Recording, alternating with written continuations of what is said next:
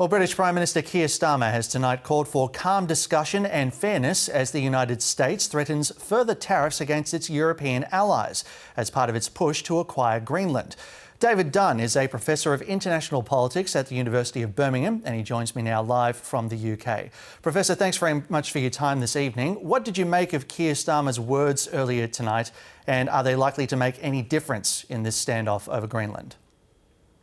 Well, I think Keir Starmer's words were carefully chosen, and there were three audiences. It was billed as a talk to the nation, but he was also making a clear statement to Trump, but also to broader Washington to try and actually appeal to the traditions and principles that America has meant to be stood for the last 80 years.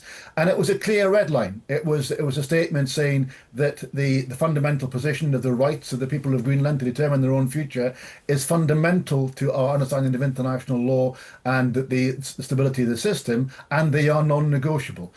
He also described the threat of tariffs as wrong. That was the word he used, and he said that enduring alliances are built on respect and partnership, not the threat of punishment in the form of tariffs. So it's a very clear statement of that some things are non-negotiable. He didn't threaten a trade war, but he said a trade war would be damaging to all parties. So the language was careful, that the language was considerate, that the speech was in broader terms also complimented Trump for his efforts in the Middle East and elsewhere, and in Ukraine. So there was an attempt at balance, but it was also a very firm statement, recognising both the severity of the issue, the long-standing principles at stake, and indeed the unanimity of the UK in terms of public opinion and all political parties being massively behind the UK Prime Minister on this and saying no to Trump on this issue.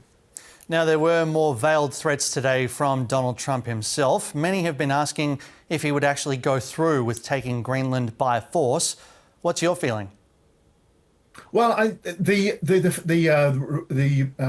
frequency with which Trump comes back to this and his demand for total and complete control of Greenland, and the separation from that from any rational argument about the need for it to be owned by America in order to be important for American security, suggests that he does have this bee in his bonnet, and he does seem to be repeating the idea of the willingness of America to use force for it. So nothing can be ruled out, because no one would have expected this a year ago, and indeed Trump seems to be pushing and pushing on so many issues without there being any ability of anyone in Washington to stop him, and who can say what he would do next?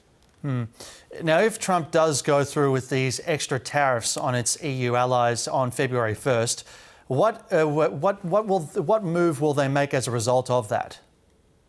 It's a very difficult calculation to work out what to do and what they will do, because it's not just about trade. If it was just about trade, then the EU would have imposed counter tariffs when after his Independence Day tariffs were announced back in April. But there's a wider consideration, which is trying to keep the Americans on board with regard to their support for Ukraine and European security more broadly. So there's a balance to actually be met here. And what Trump has demonstrated by his threat of tariffs is that he is willing to actually cross-issue between security policy and trade policy. And if the EU and the UK went back and imposed counter tariffs to the threatened tariffs over Greenland, it's possible that Trump could then counter that either by military action against Greenland or by punitive action with regard to the contribution of America to European security more broadly. So that's why, even though Starmer is drawing a red line here, there is still careful language here, trying to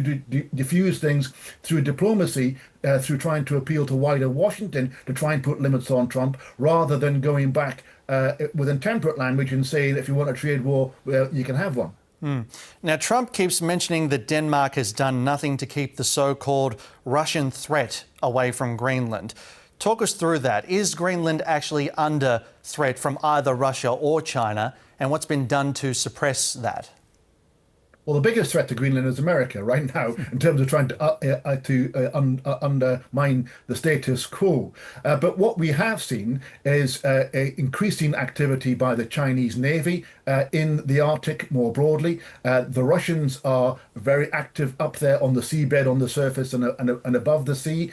And there is a geopolitical competition for the Arctic as the sea ice melts and trade routes are opened and the prospect of mineral extraction becomes more easy as a consequence of the changing in the climate. So there is an issue with regard to the security of Greenland, but that's taken care of by the 1951 treaty between Denmark and the United States and the 1949 Washington Treaty that founded NATO. So there is absolutely carte blanche for America to do whatever it thinks it needs to support the security of Greenland by placing troops and other military assets in Greenland. That's not the issue. The issue here is ownership. And it's ownership here that's the issue. And ownership is unnecessary in a security perspective. But it's to do with Trump's territorial ambitions. He has a desire to own Greenland, and that's the issue.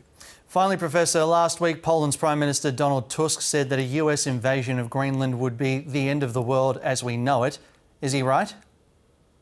Certainly, every statement, every principle, every regard for international law that's been a foundation of our society in the post-war world would be undermined if America, the founder of that order, were to breach it in such a violent and such a egregious way. And that would be a new world, certainly. Professor David Dunn from the University of Birmingham joining us there. Thank you very much. Always a pleasure.